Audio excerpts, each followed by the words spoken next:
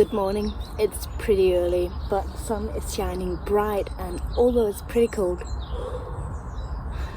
I'm really excited because those trees are coming down today. I'm pretty sure this entire area will be a mess, and our neighbour's yard will be a mess too, but I'm really excited for these beech trees to come down. They are soaking up so much of the light, and once they leave out, it's a solid wall, you can't see anything, which I guess was probably the purpose for the previous owner, but we don't need that level of privacy, and we don't need to annoy our neighbours to that level. So we are comfortable taking them down and letting in the light and giving us so much more room. I'll give you a close-up of the area. I'm not sure if you can really tell, but I think there's a good meadow half there. It's some pretty solid trees. They are really big, and it would give us so much space. We're not entirely sure what we will do with the space. It could stay like a bed in the garden, but we are also considering paving it and just using it to have more space for the children to play in. That tree, that giant tree that was causing us so much pain, and all that tree drama, it's going to, and its neighbour, they're both going, and we are elated and excited. I am going to go away for the day. I don't have children. I have first aid course today and tomorrow, so I won't be here, but hopefully when I get back home all the trees are going to be gone. I can't really imagine how he can do it all that fast, but we'll see. I'm excited to see the progress. And look again, right now the sun is over here, so you can't really, they aren't blocking it yet, but once the sun moves, these are going to let these completely block the greenhouse for our neighbour. And I think it's so mean to let trees go this tall when your neighbour has a greenhouse right there. They haven't had proper light in several years, but this year they will, and maybe, just maybe, I'll get a tomato from the greenhouse. A neighbour sent me this photo that he took of the guy being way up and cutting the top of the tree, and I just think it looks crazy. I have so much respect for his work and his skill level, and that he wanted to take on this job when others didn't. And this is a view from our house where the tall trees used to be, and you can see them all in the driveway, and look at all that sky.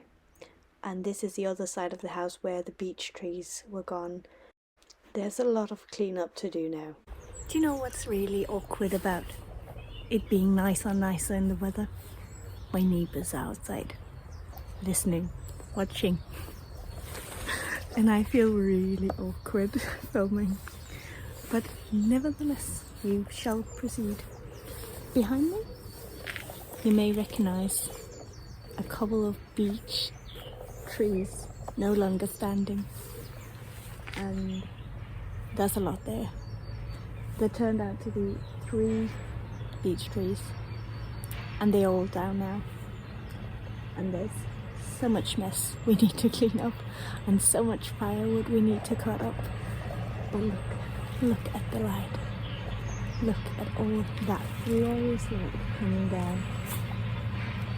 That's amazing, and I'm pretty sure that will be worth it, every inch of hard work and the money we spend on it as well. That's my neighbour's house, so we do live quite close, and his house and the other neighbour's house are placed very close to our house, so it's narrow lots, but it doesn't bother me at all. Well, photophobia doesn't bother me, because you see, his window is over here, so he doesn't look into our house or anything. And look at all that light. Look at all that light.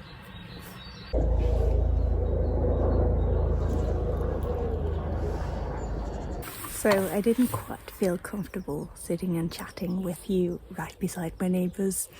Silly, I know, because there's nothing dangerous in it, but I'll get over it eventually, I think. Right now, I'm just trying to get over talking to the camera, talking to you guys through this camera. But as you can see, there's still a lot of mess behind me. And we haven't done anything to clean up these beech trees yet. We did clear our driveway. Okay, we did clean up our driveway entirely because our entire driveway was full of pine trees. And they are massive. I knew they were tall trees, but honestly, I don't think I quite imagined how much room they would take up when they were down. It's pretty exciting. I'll turn you around and show you the view. Look at that. You can actually see the neighbour's greenhouse. And look at all that light. I can't get over the fact of how much light there is now. It's amazing. And these trees, they were only partially shadowing our yard. We took them down because they were dangerous. The pine trees were dangerous. So they weren't that much of an issue in our yard, but imagine having a greenhouse right under those pine trees. And it hasn't gotten any decent light in years. I can't imagine how frustrating that must have been for them.